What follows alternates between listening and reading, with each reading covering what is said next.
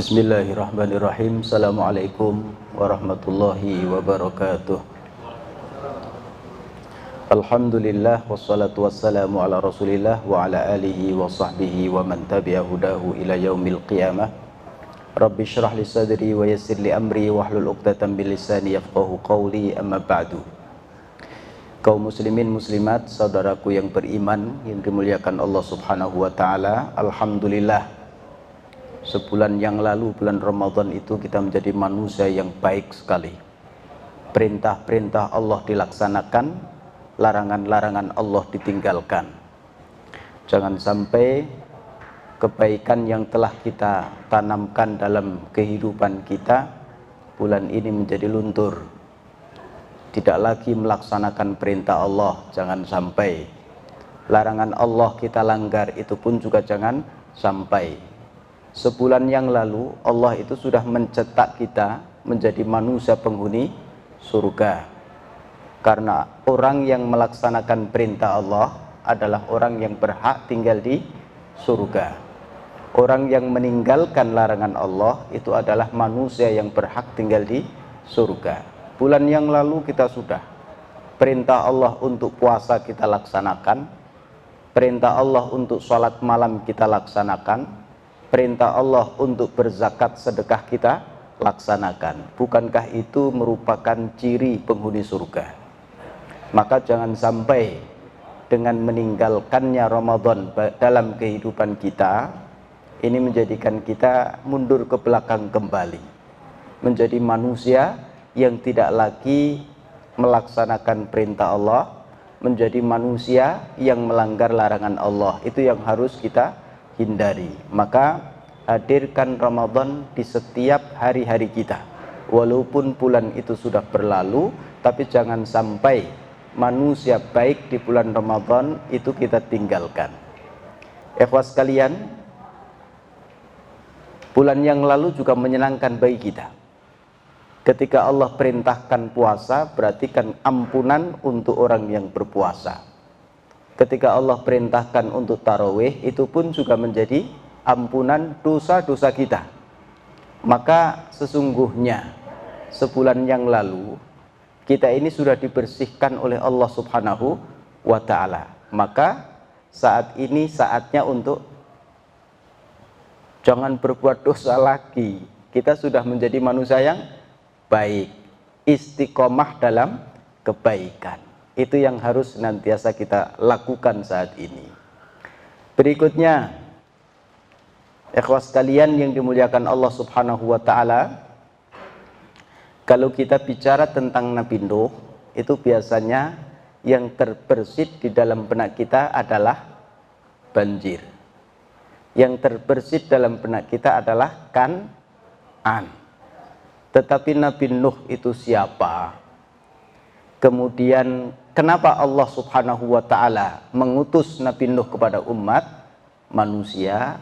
Itu yang perlu bagi kita untuk kita pelajari. Karena apa? Karena bisa jadi kejadian di masa Nabi Nuh itu pun juga ada di tengah masyarakat kita. Bisa jadi problem yang dihadapi Nabi Nuh itu pun juga problem yang ada di hadapan kita saat ini. Bisa jadi keadaan di zaman Nabi Nuh itu pun juga keadaan yang kita hadapi saat ini. Kita perhatikan beberapa riwayat yang disampaikan oleh Ibnu Katsir di dalam kitabnya Qasasul Anbiya, dan juga dalam ayat-ayat Al-Quran itu diantara surat Al-A'raf. Hadirin yang dimuliakan Allah Subhanahu wa ta'ala, Allah berfirman, laqad arsalna Nuhan ila qaumihi. Allah angkat Nabi Nuh menjadi rasul, utusan, diutus oleh Allah kepada kaumnya. Faqala ya qaumi ibudullah, wahai kaumku sembahlah Allah. Itu kan menjadi berita yang jelas bagi kita. Apa itu? Bahwa umat Nabi Nuh adalah umat yang tidak menyembah Allah. Maka kewajiban Nabi Nuh apa? Mengajak umatnya untuk menyembah Allah. Keadaan yang ada saat itu, manusia di zaman Nabi Nuh alaihissalam itu adalah manusia yang tidak menyembah Allah. Buktinya apa? Buktinya Allah utus Nabi Nuh alaihissalam kepada umatnya, kepada kaumnya, kepada masyarakatnya untuk apa? Untuk mengajak mereka supaya menyembah Allah subhanahu wa ta'ala. Ya, dan itu juga menjadi petunjuk bagi kita di zaman Nabi Adam alaihissalam di muka bumi dan anak-anaknya, mereka menyembah Allah subhanahu wa ta'ala. Mereka beriman kepada Allah subhanahu wa ta'ala. Di zaman Nabi Idris, kaumnya juga masih menyembah Allah subhanahu wa ta'ala. Tapi perjalanan waktu, beralih generasi, ternyata generasi belakangan itu, yang dulunya nenek moyang mereka itu menyembah Allah, generasi berikutnya ternyata mereka sudah punya Tuhan selain Allah subhanahu wa ta'ala. Artinya apa, Bapak dan Ibu? Artinya kebaikan orang tua, nenek moyang kita, itu terkadang lambat laun dirubah dengan perbuatan yang tidak baik oleh siapa? Anak cucu kita. Ya ini, bukankah ini juga anak keturunan Nabi Adam alaihissalam? Di awal-awal itu dijaga ketat, ditunggui oleh para nabi. Mereka menyembah Allah subhanahu wa ta'ala. Nabi dipanggil oleh Allah subhanahu wa ta'ala. Lambat laun mereka meninggalkan penyembahan kepada Allah. Nah, ketika Nabi Nuh diutus oleh Allah kepada kaumnya supaya mereka menyembah Allah kembali, itu menunjukkan kasih sayang Allah subhanahu wa ta'ala. Nah, itu adalah fakta yang disampaikan oleh Allah subhanahu wa ta'ala. Keadaan masyarakat yang ada saat itu, zaman Nabi Nuh alaihissalam, bahwa mereka adalah kaum yang tidak menyembah Allah subhanahu wa ta'ala. Yang mereka sembah apa? Selain Allah. Bukan Allah, ya, tetapi selain Allah, yaitu berhala-berhala. Nanti kita lihat. Nah, ketika Nabi Nuh menunaikan tugasnya, mengajak mereka untuk menyembah Allah subhanahu wa ta'ala, qalal mala'u min qaumihi, para pembesar kaumnya itu berkata kepada Nabi Nuh, inna lanaraka fi dhalalim mubin, sesungguhnya engkau wahai Nuh dalam pandangan kami adalah orang yang tersesat. Tuh, tantangan bagi seorang dai. Coba Bapak dan Ibu perhatikan, ya, Nabi Nuh ini seorang diri mengajak kaumnya untuk menyembah Allah subhanahu wa ta'ala. Katakanlah yang disampaikan Nabi Nuh adalah benar, berarti masyarakat, mayoritas masyarakat, orang yang benar atau salah? Salah kan? Jumlah yang benar dengan jumlah yang salah, banyak yang mana? Berarti dalam kehidupan ini biasanya pembela yang tidak benar itu lebih banyak dibandingkan pembela yang benar. Di hadapan Nabi Nuh yang menyampaikan kebenaran, yang mengikuti kebenaran, jumlahnya tidak banyak, sedikit. Yang dihadapi adalah mayoritas masyarakat yang tidak benar. Maka apa yang terjadi? Yang terjadi adalah cacian, makian, ungkapan yang tidak enak didengar. Wahai Nuh, kamu ini adalah seorang diri, mengajak kami untuk menyembah Tuhan selain Tuhan kami. Sungguh kamu adalah orang yang tersesat, jelas-jelas tersesat loh itu. Ya. Ya, ini hadirin yang dimuliakan Allah subhanahu wa ta'ala, tantangan zaman, bahwa di dunia ini antara kebenaran dan kebatilan itu pasti akan berhadap-hadapan. Dan jumlah pembela kebatilan biasanya lebih banyak dibandingkan pembela kebenaran. Biasanya. Ini juga sama. Surat Hud. Laqad arsalna Nuhan ila qaumihi inni lakum nadhirum mubin. Aku memberikan peringatan kepada kalian. Peringatan yang jelas.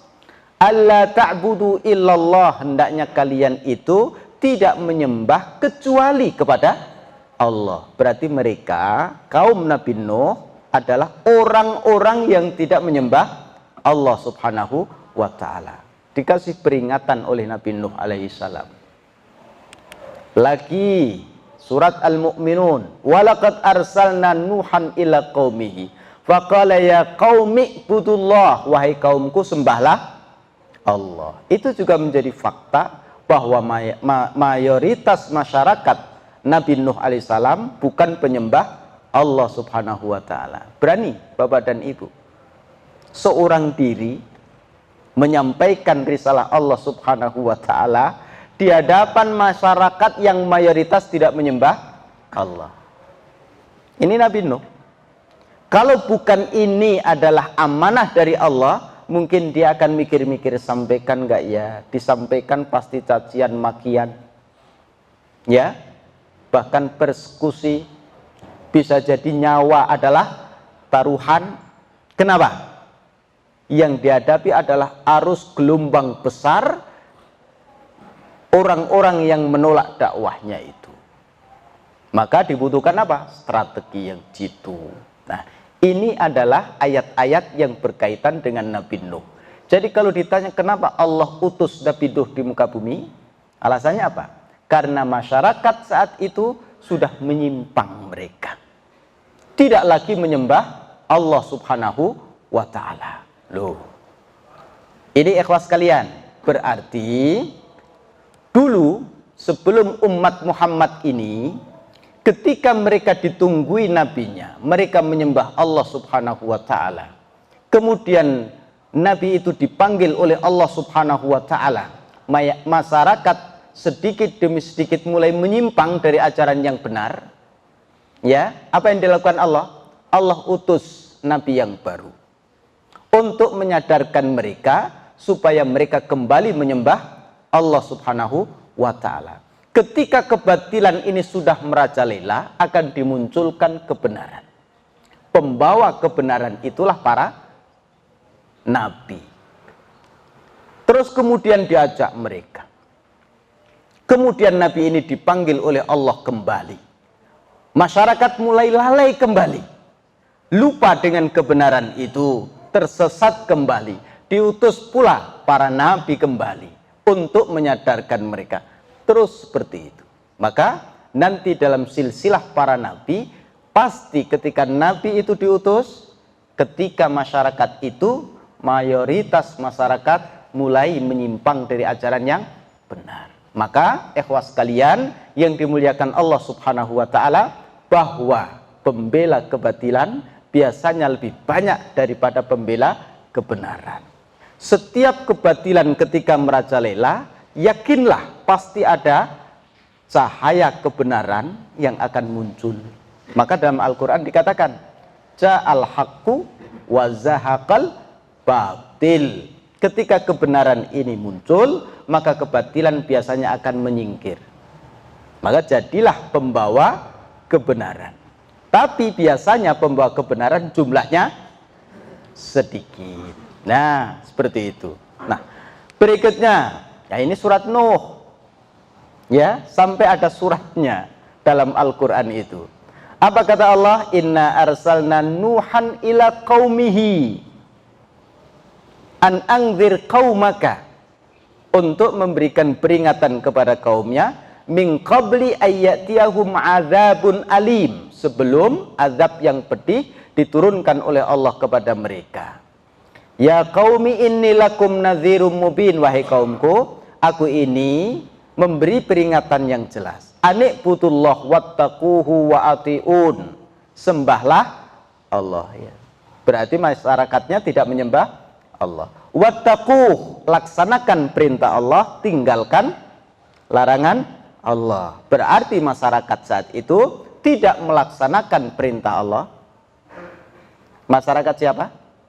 Nabi Nuh alaihissalam. Mereka tidak melaksanakan perintah Allah, maka muncul perintah wattaquh. Takwa itu artinya apa? Melaksanakan perintah, meninggalkan larangan. Ya, wattaquh. Ya, ketika perintah ini muncul, ikhwas kalian, itu menunjukkan bahwa masyarakat Nabi Nuh mereka tidak melaksanakan perintah Allah. Wa atiun, taatlah kepadaku, Nabi Nuh. Berarti ini juga menjadi fakta bahwa masyarakat Nabi Nuh itu tidak mentaati pembawa risalah. Masyarakat Nabi Nuh itu tidak mentaati nabinya. Nah, coba kita lihat ya. Jadi masyarakat Nabi Nuh adalah masyarakat mereka tidak menyembah Allah. Maka perintah Allah kepada Nabi Nuh apa? Ajak mereka untuk menyembah Allah. Ya kan? Masyarakat Nabi Nuh mayoritas mereka tidak melaksanakan perintah Allah. Maka Nabi Nuh diperintahkan untuk apa? Mengajak mereka supaya melaksanakan perintah Allah. Masyarakat Nabi Nuh itu adalah masyarakat yang tidak mentaati perintah Nabi Nuh. Maka Nabi Nuh diperintahkan, ajak kaummu untuk mentaati dirimu. Nah, kalau ini dilaksanakan oleh masyarakat, ya, mereka menyembah Allah Subhanahu wa taala, mereka melaksanakan perintah Allah, mereka mentaati, mencintai Nabi Rasul yang diutus pada mereka, apa yang terjadi? Baldatun thayyibatun wa rabbun ghafur. Kasih sayang Allah, rahmat Allah Subhanahu wa taala pasti akan diturunkan. Dah, itu gambaran ya masyarakat yang terjadi di zaman Nabi Nuh alaihi salam. Ini kita baca besok. Kita lihat hadirin yang dimuliakan Allah Subhanahu wa taala, setelah kita ini digambarkan oleh Allah Subhanahu wa taala, ya, gambaran masyarakat Nabi Nuh alaihissalam yang seperti itu, mereka tidak menyembah Allah, mereka tidak mentaati perintah Allah, mereka tidak mentaati Nabi dan Rasulnya. Antum boleh bandingkan masyarakat saat itu dengan masyarakat saat ini. Masyarakat saat itu dengan tiga komponen ini menyebabkan apa? Mereka diadab oleh Allah Subhanahu wa ta'ala. Nah, maka kalau kita renungkan peristiwa sejarah yang diabadikan oleh Allah dalam Al-Quran ini tentang Nabi Nuh alaihissalam, kenapa mereka dihancurkan oleh Allah dengan tufan, banjir bandang, bencana alam yang paling awal terjadi, menimpa seluruh alam dunia itu, banjir itu karena tiga hal itu. Apa? Tidak menyembah Allah, kemudian tidak mentaati, tidak melaksanakan perintah Allah, yang ketiga tidak mentaati Rasul Nabi yang Allah utus kepada mereka. Pelajaran bagi kita apa? Sembahlah Allah, kamu akan menyelamatkan dunia ini. Laksanakan perintah Allah, kamu akan menjadi penyelamat dunia ini. Taati, cintai Rasul, ulama, para pewaris para nabi, kamu akan menjadi penyelamat dunia ini. Jadi apa intinya? Dunia ini akan selamat, tidak seperti dunia pada masa Nabi Nuh alaihissalam yang dihancurkan oleh Allah dengan banjir bandang itu. Kapan itu dunia itu akan diselamatkan oleh Allah? Kalau kita ini menjadi orang yang menyembah Allah, penyelamat dunia. Kalau kita ini melaksanakan perintah Allah, penyelamat dunia. Kalau kita ini mentaati, mencintai para nabi, para pewaris para nabi, insya Allah kita akan menjadi penyelamat dunia ini. Ini ikhwas sekalian yang dimuliakan Allah Subhanahu wa ta'ala. Cukup ayat Al-Quran tadi itu menjadi bukti bagi kita. Sekarang kita lihat nasab Nabi Nuh. Sampai Allah memilih Nabi Nuh alaihissalam, bukan yang lain, untuk mengemban risalah yang begitu luar biasa. Di antara masyarakat penyembah berhala itu, ternyata Nabi Nuh yang dipilih oleh Allah Subhanahu wa ta'ala. Ternyata apa? Lihat di situ. Nabi Nuh alaihissalam bin Lamak bin Mutawashlih bin Khonuh, yaitu Idris. Idris itu siapa? Seorang nabi. Ternyata orang soleh itu melahirkan generasi yang soleh. Terus ibu dan bapak maunya apa? Anakku ingin soleh, jadilah pribadi kita orang yang soleh. Nggak pernah sholat, pengennya anaknya sholat. Kita ingin menjadikan anak kita ini soleh, maka jadikan diri kita pribadi yang soleh. Lihat, Nabi Nuh ini terpilih. Berarti Allah tahu kuat luar biasa Nabi Nuh alaihissalam ini. Nah, ternyata diurut itu sampai Nabi Idris alaihissalam, seorang nabi yang diidolakan oleh penghuni langit di sana. Ini ikhwas sekalian. Kemudian kita lihat, ya, ini riwayatnya. Muhammad bin Umar bin Yusuf, Muhammad bin Abdul Malik, Abu Taubah, Muawiyah bin Salam, dari saudaranya Zaid bin Salam. Aku mendengar Abu Salam, aku mendengar Abu Umamah. Ada seorang berkata, ya Rasulullah, Anabiyun kana Adam, apakah Nabi Adam itu seorang nabi? Jawab Nabi, na'am. Ya, Adam adalah seorang nabi. Orang tersebut berkata lagi, fakam bainahu wa bainan Nuh. Antara Nabi Adam dan Nabi Nuh itu jaraknya berapa tahun? Itu pernah dengar riwayatnya? Jarak antara Nabi Adam ke Nabi Nuh itu berapa? Nah, di sini disebutkan, ini berkah ada orang yang bertanya kepada Nabi, jarak antara Nabi Adam dan Nabi Nuh itu dikatakan asrah kurun, 10 kurun. 1 korn itu adalah 100 tahun. Berarti kalau 10 kurun itu berapa? 1000 tahun. Jarak antara siapa? Nabi Adam sampai Nabi Nuh. Jaraknya 1000 tahun. Qultu wa hadza ala syarti Muslim. Ternyata riwayat ini itu kalau disampaikan oleh Imam Muslim itu termasuk hadis sahih. Tapi Imam Muslim tidak menemukan hadis ini. Jadi Imam Muslim tidak meriwayatkan. Tapi ada riwayat Imam Bukhari dari Ibnu Abbas bahwa jarak antara Nabi Adam dan Nabi Nuh sama, 10 kurun, 1000 tahun. Itu terus kulluhum alal Islam. Riwayat siapa ini? Imam Bukhari. Jadi jarak antara Nabi Adam sampai Nabi Nuh diutus itu, ya, 10 kurun atau 1000 tahun itu kulluhum alal Islam. Ya, semuanya mereka itu dalam keadaan tunduk dan patuh kepada Allah. Perhatikan di situ. Ternyata generasi setelah itu menjadi penyimpangan-penyimpangan sampai Nabi Nuh diutus oleh Allah Subhanahu wa taala. Ini ikhwas sekalian yang dimuliakan Allah Subhanahu wa taala.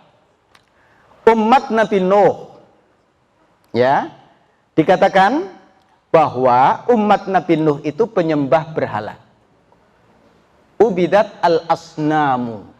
Bukan Allah yang disembah, tetapi umat Nabi Nuh yang mereka sembah adalah berhala. Wat-tawaghit, itu yang selain Allah. Terus, wa syara'an nas fid dhalalah wal kufr. Masyarakat manusia mulai tersesat, mulai kafir. Kan tadi itu 1000 tahun itu masyarakat aman dalam keislaman. Tapi setelah itu mereka mulai menyembah selain Allah, menyembah berhala juga. Mereka mulai tersesat, mulai kafir. Kemudian Allah Subhanahu wa taala mengutus utusan Allah itu sebagai bentuk rahmatan lil ibad. Jadi Allah mengutus utusan itu, Bapak dan Ibu, itu menjadi bukti karena Allah sayang dengan makhluknya. Ya, ketika Allah itu sayang dengan makhluknya, Allah utus siapa? Para nabi. Berarti Nabi Muhammad sallallahu alaihi wasallam, Nabi Muhammad sallallahu alaihi wasallam diutus oleh Allah kepada umat ini, itu merupakan kasih sayang Allah, anugerah atau enggak, rizki atau tidak, nikmat atau tidak, nikmat Allah yang luar biasa.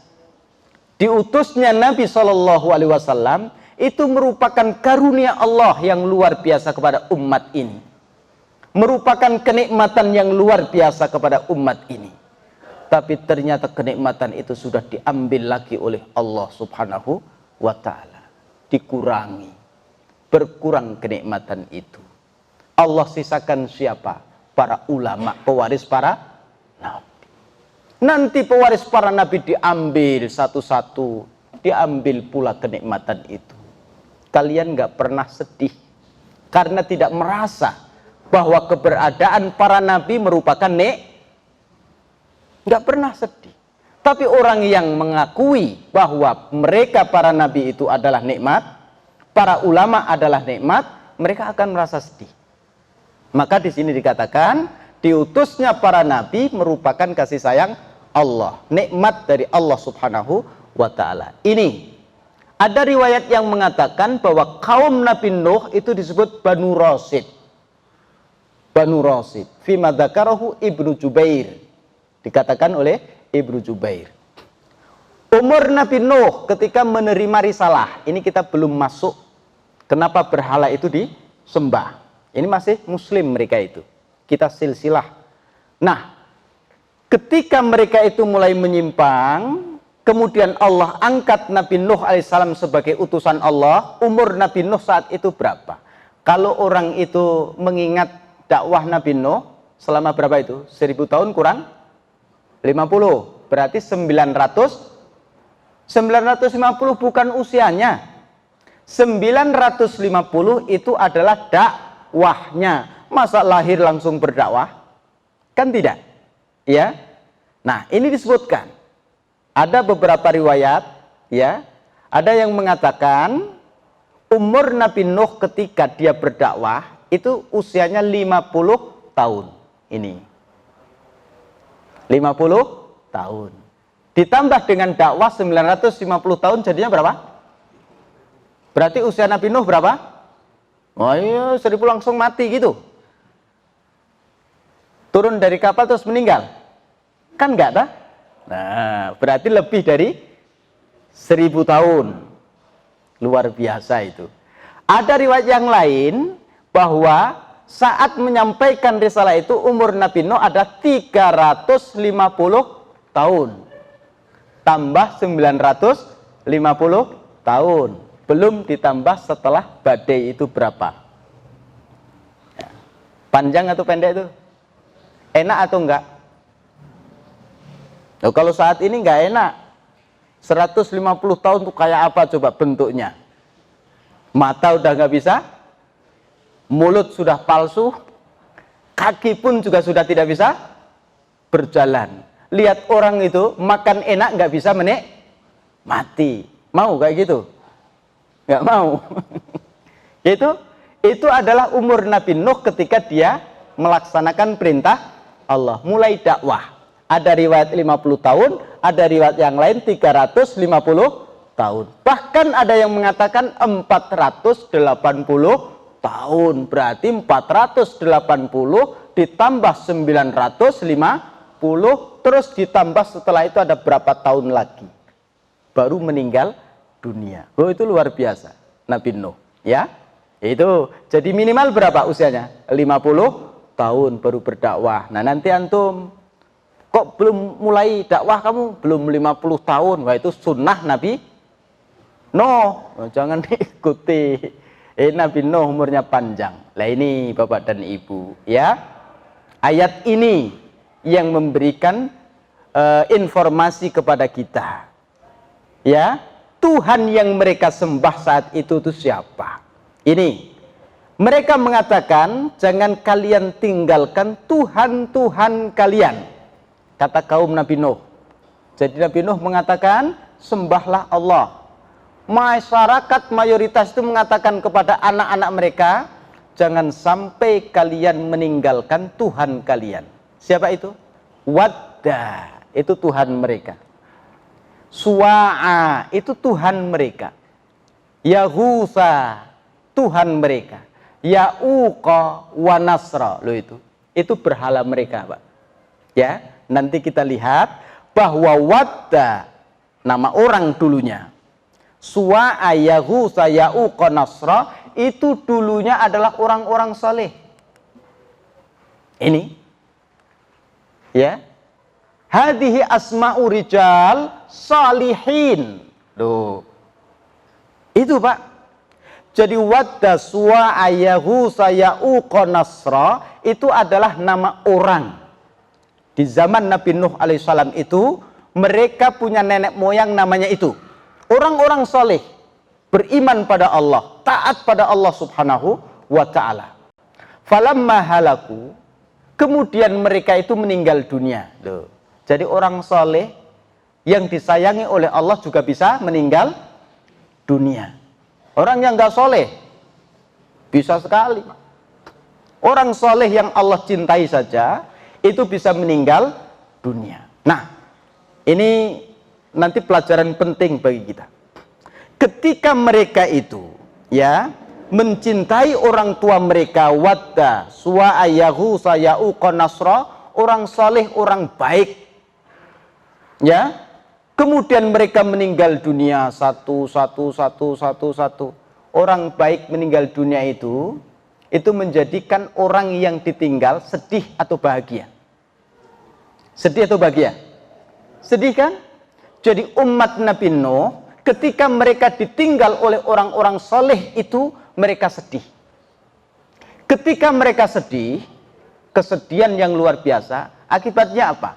Ibadah mereka tambah rajin atau kendor. Itu. Ini Bapak dan Ibu, ya.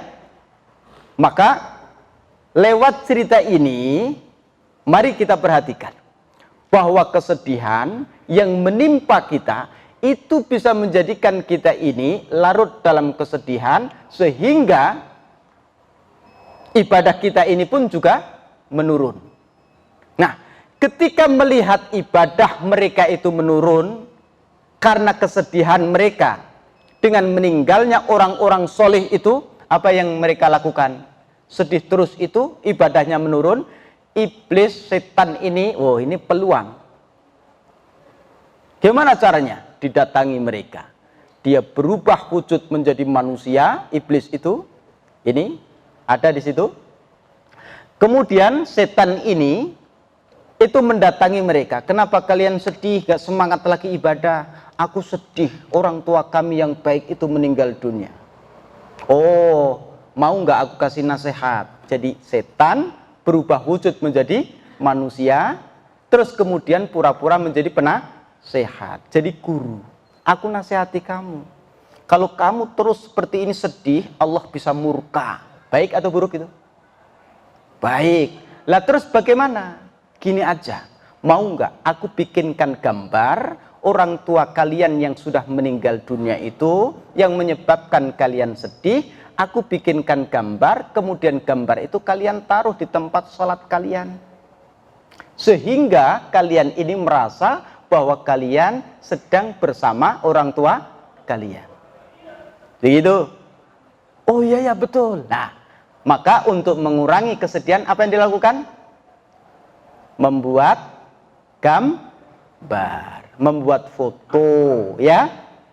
Supaya selalu ingat orang yang dirindukan. Bikin apa? Foto. Setelah itu apa? Oh, bikin patungnya juga ya? Ya, dibikinkan oleh setan. Supaya apa? Mengurangi kesedihan mereka, seolah-olah nenek moyang mereka masih hidup. Mereka menyembah patung sama apa gambar itu? Belum. Mereka masih menyembah Allah. Timbul semangat kembali, seolah-olah mereka masih hidup. Ditaruh, ya, ditaruh tempat sholat mereka, ditaruh di ruang tamu mereka, ditaruh di gambar, ditaruh di dompet mereka, jadi kemana-mana dibawa. Tapi gambar itu yang sudah mati atau masih hidup? Yang kita bawa masih hidup atau sudah mati? Masih hidup. Beda atau sama? Kenapa dibawa? Karena kita cinta, untuk menghilangkan rasa bosan kita atau menunjukkan rasa cinta kita, maka gambar itu dibawa. Nah, lambat laun Bapak dan Ibu, ya, generasi berganti. Mereka generasi baru ini tidak tahu asal mula patung gambar itu tuh apa. Siapa yang mengajarkan? Kemudian setan datang lagi, kalian nggak tahu? Nggak. Gambar ini ada di sini untuk apa, kalian nggak tahu? Tidak. Aku kasih tahu, kata setan. Bahwa nenek moyangmu dulu ketika mereka minta hujan, dia bilang ke sini. Itu asal mula manusia menyembah berhala. Dah ya? Jadi jawaban atas kemarin yang disampaikan adalah itu. Jadi gambar itu sudah ada sejak zaman Nabi. Tapi gambar yang mereka bikin orang hidup atau yang sudah meninggal. Tuh, nah sekarang kita lihat di beberapa kuburan itu yang orang meninggal dunia disertai apa? Gambar. Itu berarti niru kaumnya Nabi. Gurunya siapa? Setan. Ya, setan yang ngajari umat Nabi Nuh itu.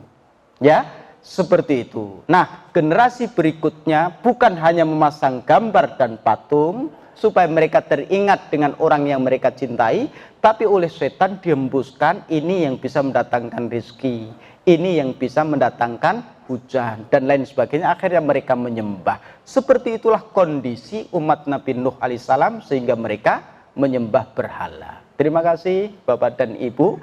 Itulah asal mula orang-orang itu menyembah berhala. Sudah ada sejak zaman Nabi Nuh alaihissalam. Sudah diangkat kok mic-nya itu. Ya, udah selesai kan? Udah habis kayaknya nih. Terima kasih. Saya kira itu. Silakan Ustaz. Terima kasih Ustaz yang telah menyampaikan, mengantarkan kita dalam kajian malam hari ini. Hadirin hadirat, Bapak Ibu kaum muslimin muslimat yang dimuliakan Allah Subhanahu wa taala. Sebenarnya saya masih tertarik dengan surat Nuh ayat ketiga ini. Ani'budullaha wattaquhu wa ati'u. 3 kata, Pak. Menyembah Allah, takwa kepada Allah, taat kepada Nabi. Cerita tentang Nabi Nuh. Umatnya itu dihancurkan oleh Allah Subhanahu wa taala karena tidak menyembah Allah. Kemudian tidak taat pada perintah Allah, kemudian tidak mentaati Nabi Nuh alaihissalam. Itu konteks ayat ini. Ya. Berarti masyarakat itu dihancurkan oleh Allah Subhanahu wa taala. Kapan itu? Ketika masyarakat itu tidak menyembah Allah, masyarakat itu tidak melaksanakan perintah Allah, masyarakat itu tidak mentaati Rasul yang Allah utus. Itu adalah sumber malapetaka bagi masyarakat. Tapi jangan lupa bahwa 3 hal ini itu tidak akan terjadi kalau nabinya itu tidak berdoa. Nabi Nuh apa yang dikatakan? Rabbi la tadhar alal ardi minal kafirina dayyara. Itu kata Nabi Nuh. Ya Allah, jangan kau biarkan orang kafir itu ada di muka bumi. Mereka tidak menyembah Allah. Mereka tidak melaksanakan perintah Allah. Mereka tidak mentaati Nabi yang Allah utus. Seandainya Nabi Nuh tidak berdoa seperti itu, hancurkan orang yang tidak beriman supaya tidak ada di muka bumi, bisa jadi azab tidak turun.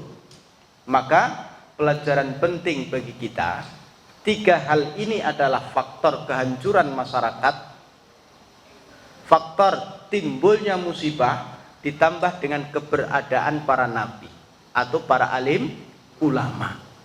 Kalau hal ini 3 hal sudah ada, ditambah para ulama ini berdoa, oh itu bisa terjadi, benar-benar terjadi. Ini ikhwas sekalian yang dimuliakan Allah Subhanahu wa ta'ala, bahwa kehancuran umat Nabi Nuh itu karena 3 hal ini. Tidak menyembah Allah, tidak bertakwa kepada Allah, tidak taat kepada Nabi Nuh alaihissalam, ditambah dengan apa? Doa Nabi Nuh supaya Allah menghancurkan mereka.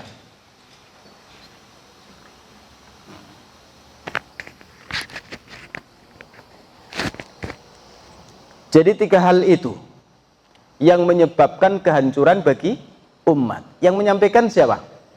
Allah Subhanahu wa ta'ala. 3 hal itu, yaitu tidak menyembah Allah, tidak bertakwa kepada Allah, tidak taat kepada Rasul utusan Allah, itulah yang menyebabkan kehancuran umat Nabi Nuh alaihissalam, ditambah dengan 1. Apa itu? Rabbi la tadar alal ardi minal kafirina tayyara. Doa Nabi Nuh, ya Allah, jangan kau biarkan orang yang tidak beriman hidup di atas bumi. Maka itulah dihancurkan oleh Allah. Terus apa yang kita lakukan? Ya kita lihat. Kira-kira saat itu mayoritas atau minoritas? Kebanyakan tidak menyembah Allah atau tidak? Kebanyakan tidak menyembah Allah. Kebanyakan melaksanakan perintah Allah atau tidak? Kebanyakan tidak melaksanakan perintah Allah. Kalau mayoritas masyarakat seperti itu hati-hati. Ya. Nah, umat Muhammad ini luar biasa. Karena Nabi kita Muhammad SAW tidak mengambil cara dakwah Nabi Nuh. Tidak berdoa, ya Allah hancurkan orang yang tidak beriman. Nabi kita tidak seperti itu. Maka dikatakan apa? Bu'ithu rahmatan.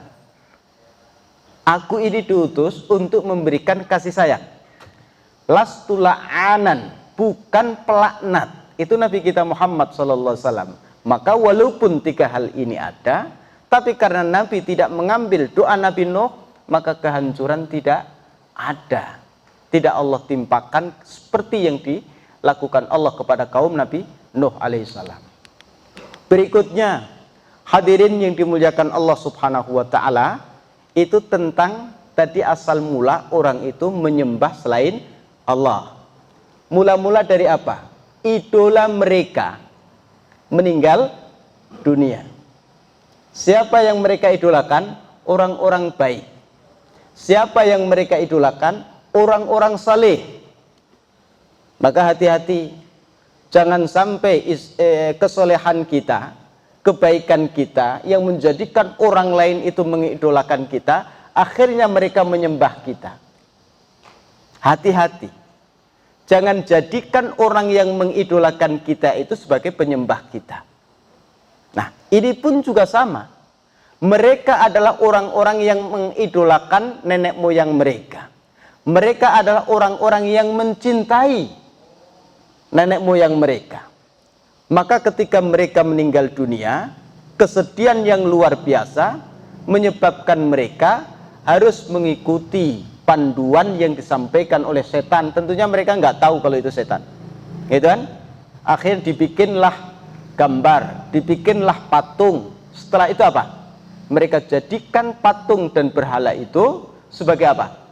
Tuhan mereka yang mereka sembah. Maka hati-hati ikhwas sekalian. Jangan sampai kita mengidolakan seseorang, kemudian kita menjadi penyembah dia. Jangan sampai kesenangan kita terhadap seseorang, kita meninggalkan Allah Subhanahu wa ta'ala. Itulah yang terjadi. Umat Nabi Nuh alaihissalam ketika mereka mengidolakan orang yang mereka cintai, menyebabkan mereka menyembah orang yang mereka idolakan tersebut. Wadda, orang baik, diidolakan oleh masyarakat. Ketika meninggal dunia dibangun, dibikin patung, berhala, kemudian disembah. Suwa'a, orang baik, dicintai oleh masyarakat. Ketika meninggal dibikin patung. Ya, setelah itu mereka sembah. Yahusa, Ya'uqa, wa Nasra, sama seperti itu. Apakah itu kehendak Wadda, Suwa'a, Yahusa, Ya'uqa? Tidak. Tapi apa? Generasi berikutnya itulah yang mereka itu tidak tahu. Maka harus disampaikan, wahai generasi penerus, kalian boleh mengidolakan Nabi kita Muhammad SAW, tapi jangan sampai kalian itu menganggapnya sebagai Tuhan selain Allah Subhanahu wa ta'ala. Maka beruntung Nabi kita Muhammad SAW itu mengajarkan kita apa? Kalau kamu mengidolakan diriku, nggak usah menyembah. Bacalah, apa Ustaz? Baca apa Ustaz? Ngantuk. Suruh baca apa? Sholawat. Gitu kan? Jadi ajaran sholawat itu sesungguhnya cara kita untuk mengekspresikan cinta kita kepada Rasul sallallahu alaihi wasallam tidak sampai menuhankan Nabi kita Muhammad sallallahu alaihi wasallam. Luar biasa Nabi kita itu. Maka cerita tentang umat Nabi Nuh itu berawal dari apa? Mengidolakan, mencintai. Setelah itu apa yang terjadi? Menyembah. Itu setan nggak mau disalahkan, memang pekerjaan dia menyesatkan manusia. Itu salah sendiri. Oh itu gara-gara setan, ya Allah. Apa kata setan? Salahmu sendiri, kenapa ikut? Begitu. Nggak mau tanggung jawab. Jadi setan itu yang menyuruh, setan itu yang memberi nasihat, tapi ketika disalahkan oleh Allah Subhanahu wa taala, setan itu cuci tangan. Tidak mau bertanggung jawab. Ada nggak manusia seperti itu? Ada. Mana orangnya? Iya kan? Jadi ada yang dia nyuruh, ya kan? Dia yang memberi perintah, kemudian dilaksanakan oleh orang-orang yang diberi perintah. Ternyata salah, ditangkap oleh polisi. Pemberi perintah itu berani bertanggung jawab? Tidak kan? Nah, setan saat itu juga sama. Ketika orang-orang yang melaksanakan perintah setan itu disalahkan oleh Allah, kamu kena hukuman. Kenapa? Kamu salah. Bukan Tuhan kamu anggap sebagai Tuhan. Orang-orang itu mengatakan, ini gara-gara setan. Aku melaksanakan perintahnya. Dia yang seharusnya bertanggung jawab. Apa kata setan? Masing-masing bertanggung jawab sendiri-sendiri. Salah sendiri kamu mengikuti perintahku. Jadi setan tidak mau bertanggung jawab. Nah, orang-orang sekarang ada juga yang mengikuti cara setan. Berani menyuruh, berani menyampaikan sesuatu, tapi ketika dilaksanakan oleh orang lain, dia tidak mau bertanggung jawab. Ini Bapak dan Ibu yang dimuliakan Allah Subhanahu wa taala. Jadi tadi tentang penyembahan berhala, tentang gambar yang dibikin, itu asal mulanya dari apa? Mengidolakan. Ya kan? Udah meninggal dunia, wah ini momentum ini. Walaupun sudah meninggal dunia, saya harus punya kenang-kenangan. Fotomu sudah ada. Gitu kan? Jadi foto dan berhala itu sudah ada sejak zaman Nabi Nuh alaihi salam. Untuk apa itu? Untuk menghilangkan rasa sedih. Supaya tidak larut dalam kesedihan, mereka punya foto. Ya. Tapi saat itu yang ada adalah foto orang yang sudah meninggal dunia, dipajang seolah-olah masih hidup. Lambat laun mereka menyembah berhala tersebut. Nah ini ya, orang-orang hebat, orang-orang saleh, idola mereka itu Wadda, Suwa'a, Yagusa, Ya'uqa, wa Nasra. Mereka tidak salah. Itu Ustaz? Nggak salah Ustaz. Orang saleh taat pada Allah. Siapa yang salah? Orang-orang yang mengidolakan beliau, ya kan? Kemudian setelah mengidolakan, mereka meninggal dunia tidak bisa memberikan nasihat lagi, mereka disembah oleh orang-orang yang mengidolakan tersebut. Dan saat itulah Nabi Nuh diutus oleh Allah Subhanahu wa taala ketika masyarakat itu punya Tuhan selain siapa Tuhan mereka? Berhala. Siapa nama berhala? Nama orang-orang yang diidolakan. Jadi naudzubillah, semoga yang hadir di sini ketika meninggal dunia diidolakan oleh anak-anaknya, anak-anaknya tidak bikin patung kemudian disembah, semoga tidak. Naudzubillah. Terus ya, berikutnya apa? Ya. Jadi yang pertama tadi itu kehancuran satu masyarakat karena 3 hal, ditambah dengan peranan para nabi atau ulama. Dia berdoa untuk kehancuran atau tidak? Itu. Kemudian yang kedua, bahwa umat Nabi Nuh itu mulai meninggalkan menyembah Allah itu gara-gara mengidolakan, punya idola. Maka hati-hati, boleh kalian mengidolakan seseorang, tapi jangan sampai kalian menganggapnya sebagai Tuhan. Tuh. Nah ini keterangan yang sama. Ya, jadi mula-mula mereka itu punya idola. Idola mereka meninggal dunia, maka mereka turun kualitas ibadah. Sama ini. Kalau saya perhatikan itu sama. Bapak ibu juga sama. Ketika sedih, ibadah kurang semangat. Itu ibadah kurang semangat. Itu. Nah, ini juga sama.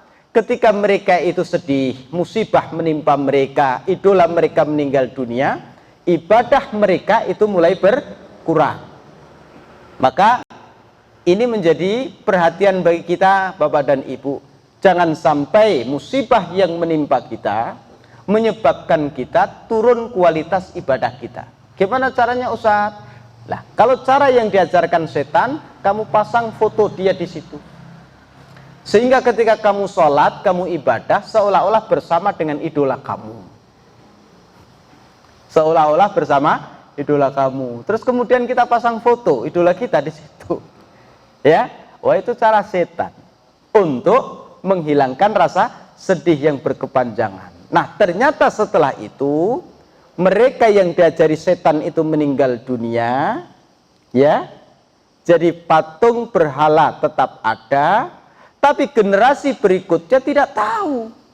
Sehingga apa yang dilakukan setan? Dibisikilah orang generasi berikutnya, orang tuamu dulu kalau minta hujan ke berhala ini. Ya, orang tuamu dulu kalau dia minta rizkinya lancar ke berhala ini. Sudah ada sejak zaman Nabi Nuh alaihissalam. Ya, minta kepada berhala, menyembah kepada berhala. Boleh atau tidak itu? Orang sekarang ada atau enggak? Ada atau enggak yang minta kepada selain Allah? Ada. Nah, yang minta kepada selain Allah di zaman Nabi Nuh dihancurkan dengan apa? Banjir. Maka saat ini bencana alam diantaranya apa? Bisa jadi karena itu dosa orang yang menyembah, meminta kepada selain Allah, banjir. Maka banjir sering terjadi. Bisa jadi. Ya. Nah, seperti itu kisah tentang orang-orang yang menyembah berhala di zaman itu, kemudian mereka akhirnya penyembahan berhala semakin marak. Ya kan? Mula-mula wadda suwa'iyahu saya'u qanasra, akhirnya masing-masing punya idola sendiri. Aku mengidolakan bapakku, meninggal dunia bapakmu, kamu bikin fotonya yang bagus, kamu bikin patungnya yang bagus, gitu kan. Seperti itu. Nah, sampai saat ini ternyata masih ada. Bencana alam saat itu adalah banjir, dan itu bencana alam pertama kali. Itulah. Nah, saat ini pun juga bencana alam yang berupa banjir itu pun juga ada. Karena apa? Bisa jadi maksiatnya sama. Itu maksiatnya sama. Ini hadirin yang dimuliakan Allah Subhanahu wa taala tentang penyembahan berhala, tentang pembuatan patung, tentang pembuatan gambar. Itu sudah ada sejak zaman Nabi Nuh alaihi salam. Nah, ini Nuh adalah rasul pertama yang diutus oleh Allah Subhanahu wa taala. Ini tentang setelah berdakwah 950 tahun, terus berapa tahun lagi usia Nabi Nuh? Nanti kita hitung. Ini kam'asa ba'da dzalika, setelah kejadian banjir itu Nabi Nuh masih punya usia berapa tahun lagi, gitu kan? Ibnu Abbas mengatakan Nabi Nuh masih punya 480 tahun. Tadi itu ada riwayat 50 tahun baru mulai dakwah. Ada riwayat 350 tahun baru mulai dakwah. Ada yang mengatakan 480 tahun baru mulai dakwah. Ya. Mau yang riwayat yang banyak atau yang kecil? Yang banyak saja ya. 480 tahun ditambah 950 tahun. Kalau 950 tahun pasti itu Quran soalnya, ya kan? Tapi mulai berdakwah riwayatnya berbeda-beda. Kita pilih yang mana, nggak usah pilih. Bukan masalah berapa panjang umurnya, itu bukan. Tapi apa? Tapi yang kita ambil, kenapa Allah utus Nabi ini? Karena masyarakat tadi itu. Kenapa mereka dihancurkan? Karena 3 hal tadi itu. Ditambah dengan doa Nabi Nuh alaihi salam. Nah, setelah 480 tahun ditambah dakwah 950 tahun, ini setelah banjir itu, ya kan? 950 tahun dakwah itu saat setelah mereka itu pada nggak mau ikut, sedikit yang ikut, apa yang terjadi? Banjir kan? Nah, banjir terjadi setelah itu masih ada usia 480 tahun lagi. 480 tahun ditambah dengan 950 tahun ditambah 480 tahun. Panjang atau tidak itu usia Nabi Nuh? Panjang sekali. Itu satu riwayat, ya. Riwayat yang lain, setelah banjir bandang itu Nabi Nuh masih punya usia 350 tahun, panjang lagi. Fayakunu qad asa ala hadza alf sanah wasab ummi'ah wasamanin. Sehingga kalau jumlah semuanya berapa saat? Udah dijumlah belum? Belum. 1450 80. Kalau di sini 1780. Sama enggak? Beda. Kok bisa beda ya? 480 ditambah dengan 950 kan sudah 13. Ditambah 400 17. Bedanya jauh sekali. Udah ngantuk.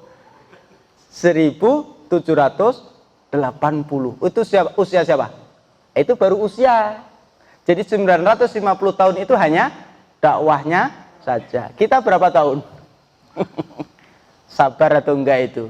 Nemenin masyarakat yang seperti itu. Luar biasa. Ini ikhlas sekalian yang dimuliakan Allah Subhanahu wa ta'ala.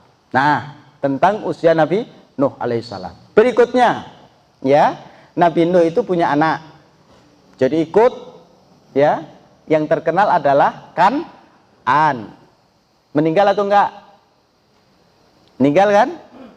Terus ada Ham, ada Sam, ada Yafith. Ya, 4 yang terkenal. Kan'an, Sam, Ham, Yafith. Kan'an meninggal karena tidak mau naik perahu. Aku mau ke gunung saja. Wah, anakku, ikutlah bapakmu itu. Aku mau berlindung ke gunung. Kata Nabi Nuh, enggak bisa. Hari ini kalau azab sudah turun tidak ada yang selamat. Enggak ada yang bisa menyelamatkanmu. Tetap naik ke gunung. Ya Allah, itu anakku. Kata Allah apa? Dia bukan anakmu. Karena beda keyakinan. Innahu laisa min ahlik. Dia bukan keluargamu. Benar keluargamu di dunia, nanti di akhirat bukan keluargamu. Kata Allah Subhanahu wa ta'ala. Tinggallah Ham, Sam, sama Yafith. 3 itu. Ya. Akhirnya apa? Setelah manusia itu hancur semua. Berarti Bapak dan Ibu, kaum Nabi Nuh itu kebanyakan baik atau buruk? Buruk ya. Oleh Allah dihancurkan. Ya, orang yang buruk dihancurkan oleh Allah, tinggallah orang yang baik. Jadi zaman Nabi Nuh setelah tufan itu, setelah banjir, orang baik itu orang buruk. Baik semua.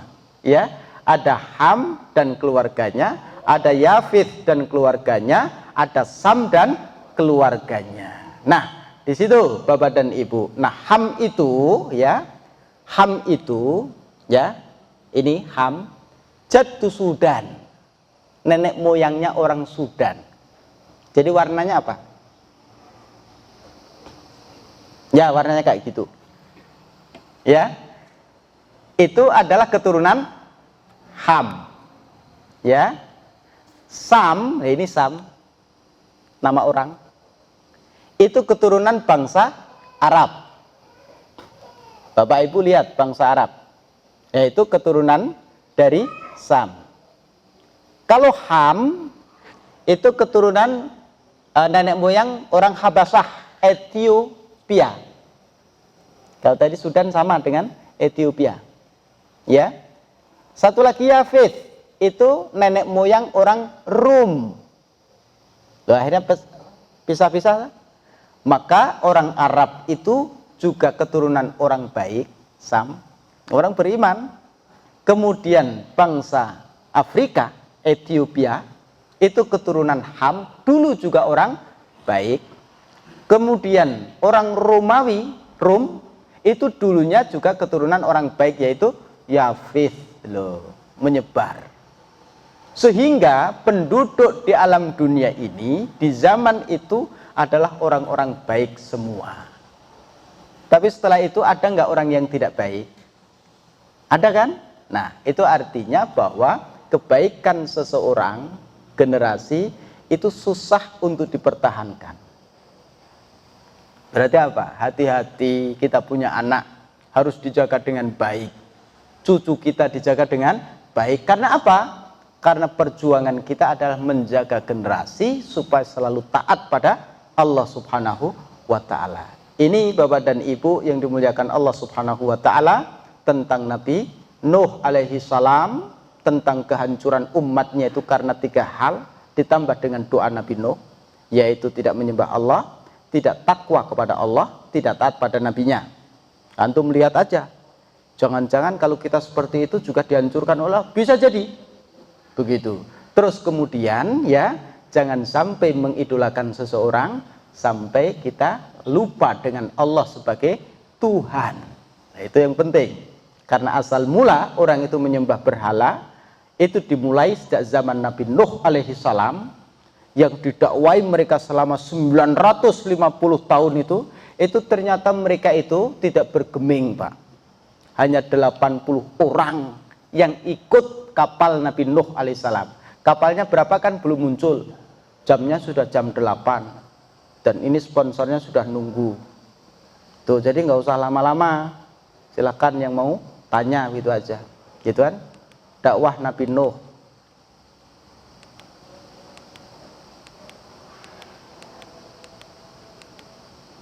Azab itu besok ya. Nah, ini ikhwas sekalian yang dimuliakan Allah Subhanahu wa ta'ala, tentang siapa ini? Nabi Nuh alaihissalam ya. Terus kemudian kita tahu bahwa di sana itu umatnya dihancurkan oleh Allah karena 3 hal tadi itu, tidak menyembah Allah, kemudian tidak bertakwa kepada Allah, terus kemudian tidak mentaati Nabi dan Rasulnya, ditambah dengan Nabi Nuh berdoa supaya dihancurkan, udah hancur. Nah, jadi peranan keempat ini penting juga itu. Nah, kemudian yang berikutnya mengidolakan, asal mulanya itu ya, mengidolakan bagus, tapi sampai menuhankan itu yang jadi masalah, itu jangan sampai. Makanya jangan sampai kita mengidolakan seseorang kemudian menuhankan, jangan sampai orang itu menjadikan orang lain mengidolakan sehingga dia itu menyembah. Nabi Isa itu juga sama. Nanti di akhirat Nabi Isa itu ditanya oleh Allah, kamu yang nyuruh umatmu itu menyembah dirimu? Loh itu. Jawab Nabi Isa, tidak. Mereka yang mengidolakan Nabi Isa sampai menuhankan Nabi Isa alaihissalam. Saya kira itu jam 8 sudah, jadi saya kembalikan lagi ke pembawa acara yang mengantarkan kita pada acara pada malam hari ini. Terima kasih Bapak dan Ibu yang dimuliakan Allah Subhanahu wa ta'ala. Semoga yang hadir ini senantiasa dilindungi oleh Allah, jasadnya dilindungi, hartanya dilindungi, keturunannya dilindungi. Semoga yang hadir semuanya ini juga diberikan rezeki yang berlimpah lagi berkah. Semua yang hadir ini semoga Allah Subhanahu wa ta'ala berikan keturunan yang soleh dan solehah. Amin ya rabbal alamin. Terima kasih. Aqulu qawli hadza astaghfirullah li wa lakum. Wassalamualaikum warahmatullahi wabarakatuh. Baik, alhamdulillah, syukur Ustaz pemaparannya. Baik, teman-teman, ada sedikit informasi. Fat Ta'lim kajian ini membuka wakaf untuk alat-alat media keperluan berdakwah. Jadi kalau teman-teman dan saudaranya, mungkin teman-temannya lagi punya informasi yang mau mewakafkan alat medianya, boleh hubungi ke Instagramnya Latif, atau nanti boleh menghubungi siapa saja yang mungkin saya bisa langsung nanti di belakang. Kemudian bagi teman-teman yang punya kemampuan, skill untuk editing video atau desain grafis seperti itu, boleh nanti ditunggu informasinya. Kita berdakwah bareng-bareng bersama Bang Talim, karena berdakwah itu bisa di mana saja dan salah satunya melalui media. Baik, terima kasih kepada teman-teman sudah hadir di kajian hari ini. Ustaz, mungkin sedikit bocoran untuk kajian selanjutnya, Ustaz. Kajian selanjutnya? Sedikit saja, Ustaz. Yang selanjutnya itu masih dengan Nabi Nuh, tetapi bagaimana dakwah Nabi Nuh alaihi salam. Itu kan, dakwahnya seperti apa, itu kan. Itu insya Allah kita sampaikan besok. Kemudian ditutup dengan iman itu tidak bisa diwariskan. Itu mungkin jadi judul, bahwa keimanan tidak bisa diwariskan. Itu mengambil kisah siapa? Nabi Nuh dan Kan'an. Tuh. Jadi intinya itu, jadi untuk pertemuan yang akan datang itu tentang azab kaum Nabi Nuh alaihissalam. Azabnya seperti apa, kapalnya ukurannya berapa, tingkatnya berapa, nanti dibaca sendiri. Jadi besok nggak usah hadir karena sudah tahu. Ini bocoran atau kajian ini? Sedikit saja, Ustaz. Udah kebanyakan berarti. Ya, berarti besok itu tentang azab Nabi Nuh, tentang kapal, dakwahnya, pembuatan kapal, ukuran kapalnya seperti apa, terus kemudian apa itu, iman tidak bisa diwariskan. Kira-kira 3 hal itulah, ya, kayak gitu. Baik. Nah, yang dilakukan di ahad terakhir setiap bulannya. Sebelum tutup, kami akan memberikan kesempatan untuk teman-teman bertanya. Kalau misalnya waktu, masih namanya 2 orang Ikhwan dan 1 orang Ikhwan, insyaallah. Baik, ada yang mau bertanya? Ya, teman-teman. Bapak mau bertanya? Ya, baik.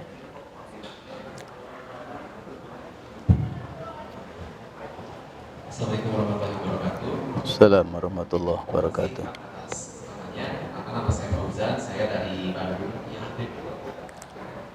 Mau bertanya Ustaz, ini agak sedikit keluar sih dari yang bahasa Nabi Nuh, karena kan setelah Nabi Nuh itu kan ada Nabi itu Sadia, kalau yang saya baca itu ada Nabi Hud, kemudian Soleh, Ibrahim dan seterusnya. Nah, tentang yang keturunan tadi gitu Ustaz, ini saya penasaran aja sih Ustaz. Kalau setahu saya dan yang saya pernah baca ada kaum Ad itu, kalau saya lihat itu disebut juga giant gitu ya, raksasa. Nah, yang saya penasaran apakah ada keturunan Nabi Nuh yang memang memiliki postur tubuh raksasa yang kemudian itu menjadi nenek moyangnya kaum Ad. Itu yang pertama. Yang kedua, ini mungkin kalau tadi saya miss, tadi kan diceritakan bahwa orang-orang soleh sebelum Nabi Nuh diutus itu menjadi idola bagi kaum Nabi Nuh yang tadi yang diceritakan tadi ya, atau mungkin lebih ke musyrik gitu.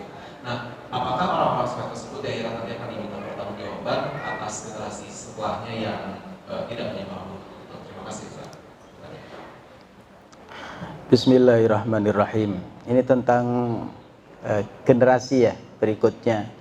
Apakah mereka itu memiliki postur tubuh fisik yang sama dengan nenek moyang mereka gitu kan?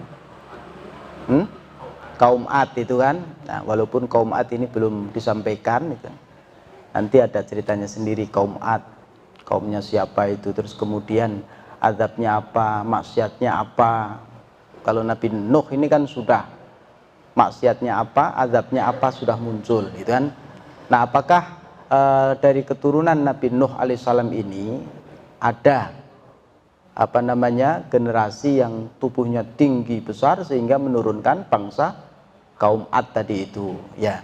Tentunya ini harus kita lihat begitu, dan sekali lagi yang berkaitan dengan fisik, terus kemudian berkaitan dengan generasi per generasi seperti itu, terkadang bagi kita manfaatnya kurang ada. Tetapi kalau kita ingin mencari, bisa jadi ada di antara generasi Nabi Nuh alaihissalam itu, anak dan cucunya mungkin punya postur tubuh yang tinggi besar, sehingga melahirkan keturunan yang tinggi besar pula. Tapi bisa jadi karena Allah itu maha kuasa, ya, orang tuanya tidak besar. Orang Jepang itu Pak, dulu itu orangnya pendek-pendek. Tapi generasi sekarang itu anak-anak Jepang itu tinggi besar, kekar-kekar. Karena apa? Banyak makan daging. Berarti apa? Apakah dari keturunan yang tinggi besar? Tidak itu. Orang tuanya ternyata pendek. Anaknya lebih tinggi daripada orang tuanya. Jadi tidak terus kemudian kita pastikan bahwa kalau ayahnya tinggi, anaknya pasti tinggi. Ayahnya pendek, berarti anaknya pasti pendek. Karena Allah maha kuasa untuk hal itu. Ya, tapi kalau mau diteliti silakan, siapa tahu jadi profesor. Ya, itu tentang itu. Tapi kalau ada manfaatnya bagus juga kita cari. Karena belajar biologi tentang genetika bisa jadi. Ya, keturunan siapa ini? Itu kan. Berikutnya tadi yang berkaitan dengan orang soleh, orang yang baik. Dia nggak salah. Yang salah siapa? Orang yang mengidolakan tadi itu. Apakah nanti di akhirat diminta pertanggungjawaban oleh Allah Subhanahu wa taala? Karena orang-orang mengidolakan dia sehingga mengakibatkan orang ini itu menyembah dia. Itu bukan kesalahan dia yang diidolakan, tapi kesalahan orang yang mengidolakan melampaui batas sehingga menyembah. Apakah orang yang diidolakan ini harus bertanggung jawab di hadapan Allah? Al-Quran menyampaikan tentang kisah Nabi Isa alaihissalam, Pak. Nabi Isa itu ditanya oleh Allah, itu orang-orang itu menganggap dirimu sebagai Tuhan. Apakah kamu saat itu menyuruh mereka untuk menyembah dirimu? Kata Nabi Isa, tidak. Itu mereka sendiri. Itu. Ditanya Allah bisa jadi, karena ada ayat Quran cerita tentang itu. Ya kan? Cerita tentang itu. Ketika aku masih hidup, mereka menyembah diriku, pasti akan aku larang. Tapi ketika aku meninggal dunia, aku tidak tahu lagi apa yang mereka lakukan. Ini, ya, itu tentang orang itu, ya, diidolakan oleh orang lain. Kemudian orang yang mengidolakan ini sampai batas menuhankan, itu bukan lagi kesalahan orang yang diidolakan. Tentunya. Tapi kalau orang yang diidolakan ini menyuruh, kamu mengidolakan diriku, ya kamu harus menyembah diriku, lah itu baru dia bertanggung jawab. Jadi kalau dia itu tidak menyuruh orang itu untuk menuhankan, dia bebas, kesalahan ditanggung sendiri. Oh berarti dia lepas tangan? Ya tidak. Dakwah sudah disampaikan, dia pun juga tidak menyuruh dia untuk menyembah. Tapi ketika itu yang terjadi, ya sudah, dia yang harus bertanggung jawab sendiri. Nah ini. Tapi yang jelas Bapak dan Ibu, ketika orang itu mengidolakan dirimu, anakmu, mungkin keponakanmu, itu kan, jangan sampai mereka itu melampaui batas sampai menganggap dirimu ini luar biasa seperti Tuhan. Itu Nabi Isa ditanya oleh Allah, ya. Tapi Nabi Isa punya jawaban. Aku masih hidup, aku bisa bertanggung jawab. Tapi ketika aku sudah meninggal dunia, udah mereka sendiri yang harus bertanggung jawab. Ini adalah tentang orang yang diidolakan, kemudian pengidola ini menganggapnya sebagai Tuhan selain Allah Subhanahu wa taala, maka ketika orang yang diidolakan tidak menyuruh menuhankan dirinya, dia bebas di hadapan Allah Subhanahu wa taala. Tentang Nabi Nuh juga sama. Ya kan?